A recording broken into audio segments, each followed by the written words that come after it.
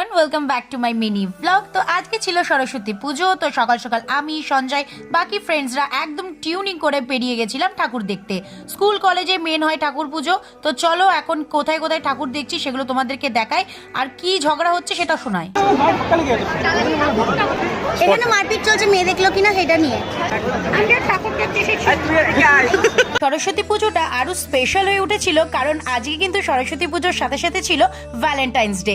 তো যেহেতু বাঙালির ভালোবাসার দিবস আর ইংলিশের ভালোবাসার দিবস একদিনেই পড়েছিল, সেই জন্য দিনটা আরো স্পেশাল হয়ে গেছিল গাইস। এখন যাচ্ছিলাম কলেজের স্কুলে, আর কলেজের স্কুল কিন্তু দারুণ সাজায় সরস্বতী পুজোতে।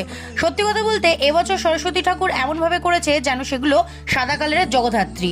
এখানে আরো প্রচুর ব্লগারদের সাথে আমার দেখা হয়। আর তারপরে চলে এসেছি আমি আমার স্কুলে।